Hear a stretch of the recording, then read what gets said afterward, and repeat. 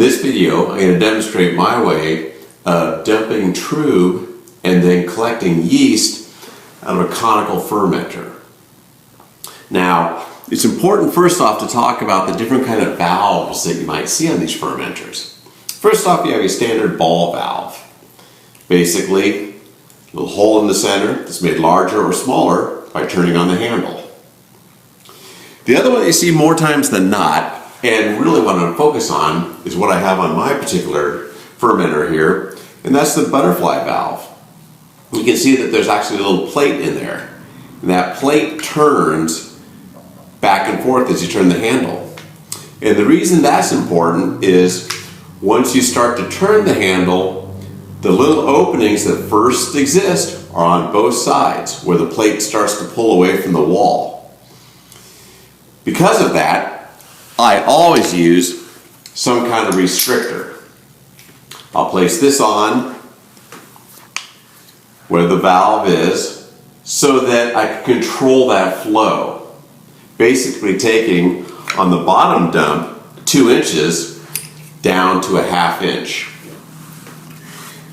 I always make sure to connect a hose to it as well, because that way I can easily channel the material I'm trying to dump off into the receptacle. A lot of times I don't see people doing that. I'll see them try to just take the butterfly valve and open it, and sure enough what you get is you do that, 2 little streams, one on each side, out they come, just jetting out there, out of control. It makes a mess, and also it doesn't get out of the fermenter what you're trying to get out. So you'll see in the video my use of all these various elements to try to get the best possible removal of the trub first off, and then a nice way to collect yeast. Also, I'll say this, with the yeast, you'll notice I do it not just once, but a couple times. There's a lot of buildup that's in there, and so you do have to go through this process a few different times to really get to where you want to be. So let me be quiet now, let's get the video going and see what you think. Here we go.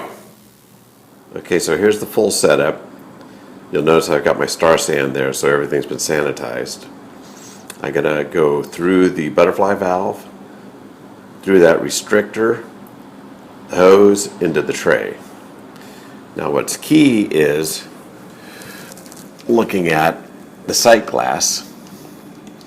We can see that the trub is built up on the bottom, and you can see that nice, beautiful, clear wort on top. We're going to try to slowly do this so that all that trub doesn't get agitated and resuspended.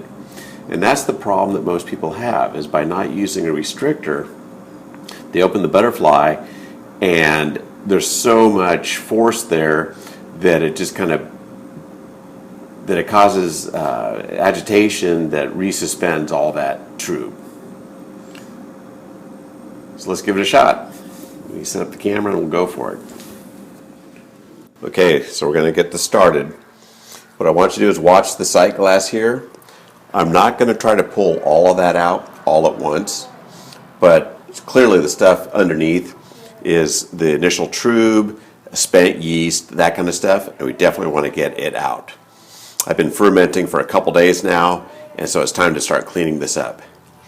You'll notice I have a restrictor down to a 1/2 inch quick disconnect into a hose. This is what I see most people do incorrectly.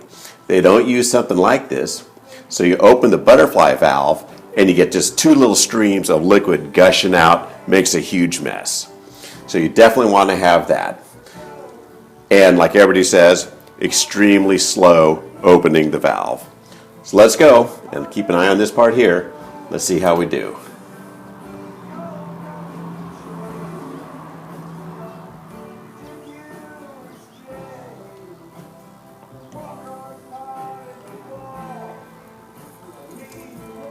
See, it's starting to drop.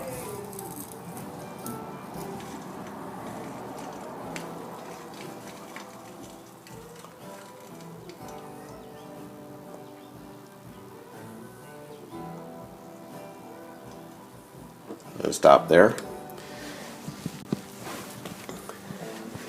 And let me show you what came out.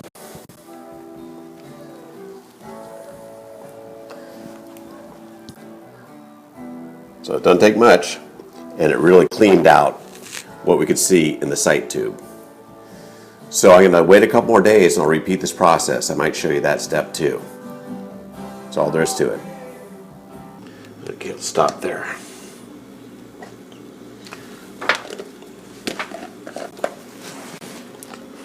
Here's what we wind up with. That'll settle out a bit more in this little jar, and we'll have a really good sample of yeast for our next batch. Well, it's been a few days since I dumped off that yeast, and I'm really anxious to start dry hopping this beer. So what I'm going to do today is one final yeast dump. It'll be just like we saw before, and then I should be ready to start my dry hopping. So let's go ahead, swing back over to the fermenter. I'll start by showing the sight tube, which again is full of wonderful looking yeast. We'll go ahead and we'll capture that, and then I'll be able to dry hop. I will say one point about all this yeast capturing though. It doesn't really do a whole lot of good to get a whole bunch of yeast that just sits around in your refrigerator. I tend to want to get just enough to be used on the next batch, because the worst thing for the yeast is time idle in the fridge. Your viability really sinks, and you're going to wind up with yeast that might look okay, but for all intents and purposes is most likely dead.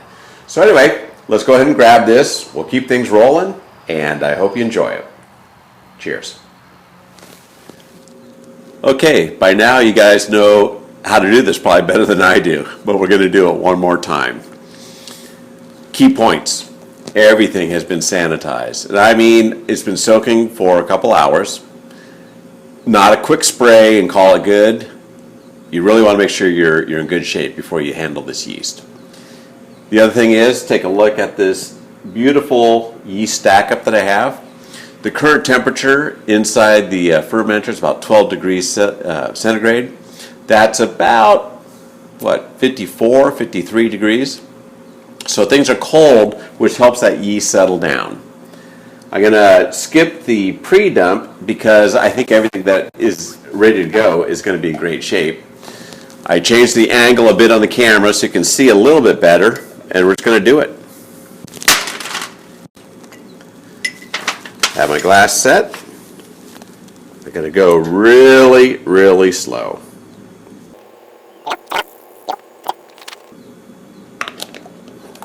And I don't know if I'll keep this or pitch it because I already have a good sample, but there you have it. I think we're in great shape. I'll see how much of that settles out, and we're on to dry hopping. Thanks again for watching. See you later.